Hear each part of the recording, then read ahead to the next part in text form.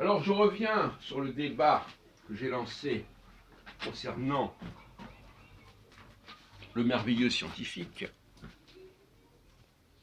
Je viens d'assister sur Internet à un débat du même sujet qui date d'il y a 2 ans à Nice. Je reconnais que cette littérature ne m'était pas très familière. Et, comme je l'ai signalé, l'astrologie est la grande absente de ce merveilleux scientifique. Moi-même, nous sommes ici à la Bibliotheca Astrologica. Et donc, s'il y a un endroit qui peut attester de la littérature astrologique depuis la fin du XIXe siècle, c'est bien ici. Alors, eux, ils ont leur propre collection, leur propre bibliothèque. Et apparemment, ces deux bibliothèques sont complémentaires, d'une certaine manière. Mais enfin, on n'a pas fait appel à nos fonds. La notion d'astrologie scientifique, une notion qui est bien attestée dès 1900, même quelques années avant 1900. Et astrologie scientifique, comme je l'aurais dit, c'est le même concept que merveilleux scientifique. C'est un oxymore, quelque part. Du moins, ça l'était à l'époque. Alors, en tant qu'historien de l'astrologie, je vais inverser les choses. C'est-à-dire, je ne vais pas dire que le merveilleux scientifique a oublié l'astrologie, mais que l'astrologie a oublié le merveilleux scientifique. C'est-à-dire qu'on ne comprend pas l'essor de l'astrologie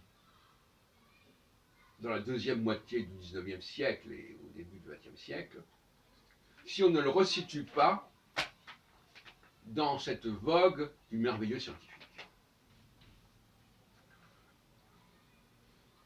Et là, je reconnais que j'avais commis une erreur.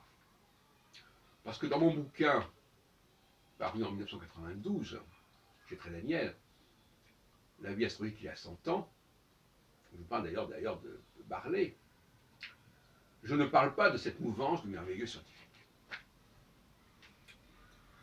Le merveilleux scientifique, c'est un peu l'ancêtre de la science-fiction, paraît-il.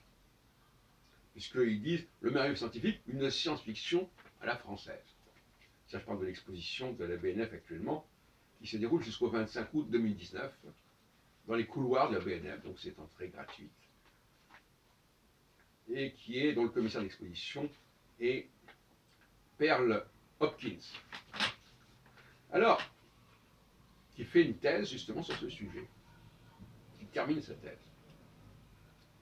Et j'ai dit à son directeur, qui était là, que le fait de ne pas avoir traité du cas de l'astrologie était une lacune grave de sa thèse. Parce que, même si c'est un constat, faut-il expliquer ce constat. Alors on nous explique que on est dans une approche littéraire. Que ce qui intéresse les gens du merveilleux scientifique, c'est la littérature, le roman, la fiction.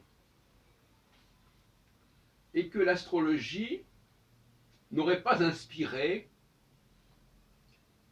la littérature de la fin du XIXe siècle et du XXe siècle. Et que ce serait pour cette raison qu'on aurait oublié, négligé, mis de côté l'astrologie, même l'astrologie scientifique. Que vaut cet argument? C'est un argument intéressant, parce que littérature, qu'est-ce que c'est que la littérature? Le roman. Et puis, bon, de toute façon, je reviendrai là-dessus dans les semaines qui viennent.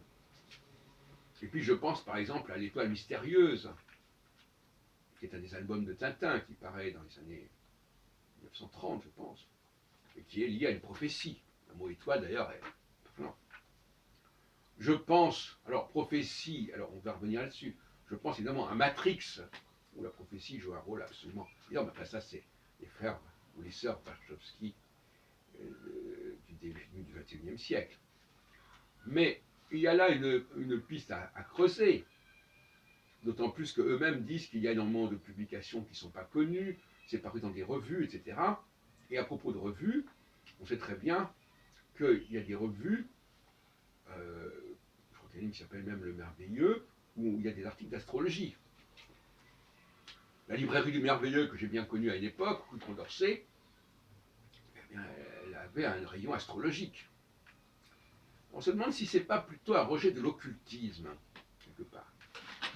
Comme si le Merveilleux scientifique ne s'était pas constitué contre l'occultisme. Une question que je pose. Une sorte d'anti-occultisme ou de l'occultisme alternatif, une autre forme d'existence de l'occultisme, qui rejette l'autre occultisme, l'autre branche de l'occultisme. Autrement dit, il faudrait intégrer dans le champ de l'occultisme le merveilleux scientifique et la science-fiction. Ce serait peut-être la meilleure solution.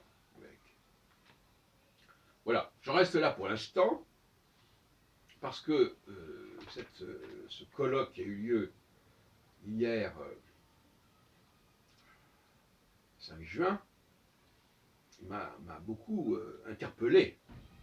Et moi-même, j'ai interpellé aussi les organisateurs. Ça donne. Alors, ce qui est assez paradoxal, d'ailleurs, un de mes enquêteurs me l'a reconnu, c'est que ces gens-là parlent de l'avenir. Ils parlent du futur. Mais on ne parle pas des moyens de connaître le futur, de prévoir le futur.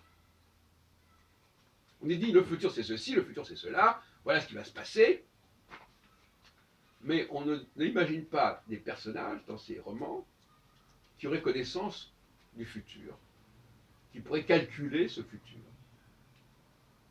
Alors, peut-être que c'est vrai, peut-être que c'est faux, j'en sais rien. Mais, d'une certaine manière, toute la littérature astrologique relève du merveilleux. Moi-même qui suis à cheval sur l'astrologie et le prophétisme, je connais par exemple un ouvrage fondamental qui s'appelle le Mirabilis Liber, qui est paru au début du XVIe siècle. Le livre merveilleux. Donc ils auraient pu remonter plus haut sur le mot merveilleux. Parce que le livre merveilleux, ça existe. Tout au long du XVIe siècle, non seulement il y a le Mirabilis Liber, mais il y a aussi le livre merveilleux qui paraît. Et j'en parle longuement dans ma thèse d'État, le texte prophétique en France, qui remonte justement au XVe siècle, jusqu'au XXe siècle. Alors, donc finalement, il y a une carence de toute manière. Alors, je ne dis pas qu'il n'y a pas une difficulté au niveau du classement, je ne dis pas qu'il n'y a pas certains arguments qui ne sont pas, peut-être que certains arguments sont valables, mais globalement, il y a une ignorance, une méconnaissance, et aussi une espèce de... Ils sont victimes d'une classification rigide qui me paraît devoir d'être dépassée très rapidement.